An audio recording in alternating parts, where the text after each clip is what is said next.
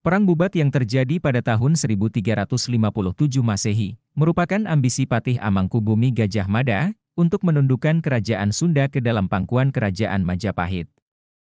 Pada masa itu, Gajah Mada berhasil menaklukkan wilayah-wilayah seperti Tumasek, Singapura, Tanjung Pura, Bali, Dompo, hingga Pulau Seram.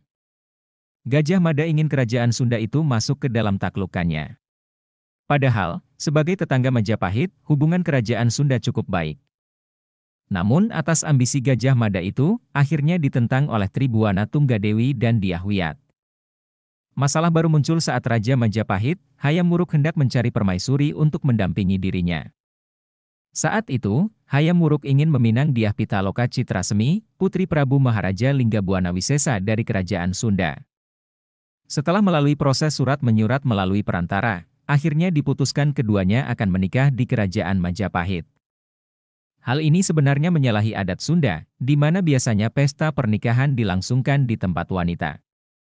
Namun, Raja Sunda Galuh, Prabu Maharaja Linggabuana Wisesa telah membulatkan tekad menerima pinangan tersebut, sehingga dapat menyelenggarakan pesta pernikahan di kerajaan Majapahit.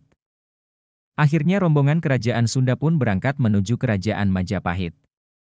Dalam rombongan yang ikut diantaranya, Maharaja Linggabuana Wisesa, permaisuri, beberapa pejabat istana, dan ratusan rakyat pun ikut mengantar rombongan menuju pantai. Namun beberapa masyarakat Sunda punya firasat buruk, keanehan ketika melihat warna laut berubah warna merah seperti darah. Kabar tersebut terdengar sang Raja Sunda, dan tidak dihiraukan sama sekali oleh Maharaja Linggabuana Wisesa yang sudah membuatkan tekad. Dan setibanya di Pesanggerahan Bubat, rombongan kerajaan Sunda Galuh disambut oleh Gajah Mada. Dari sinilah bencana terjadi. Gajah Mada dengan lancang meminta putri raja sebagai tanda takluk kerajaan Sunda terhadap Majapahit.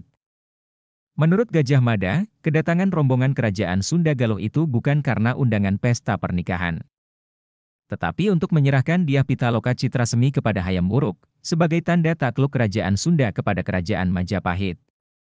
Mendengar keterangan tersebut, Maharaja Linggabuana Wisesa seperti tersambar petir, harga dirinya diinjak-injak. Peperangan pun tidak bisa dihindari. Dalam peristiwa itu, Raja Sunda Galuh, Prabu Maharaja Linggabuana Wisesa, permaisuri, pejabat-pejabat kerajaan, serta prajurit kerajaan gugur. Tragisnya lagi, putri Dyah Pitaloka Citrasemi akhirnya bunuh diri.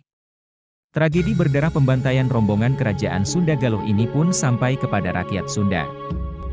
Mereka semua sedih, raja yang bijaksana tewas dibunuh dengan cara yang sangat keji oleh pasukan Gajah Mada.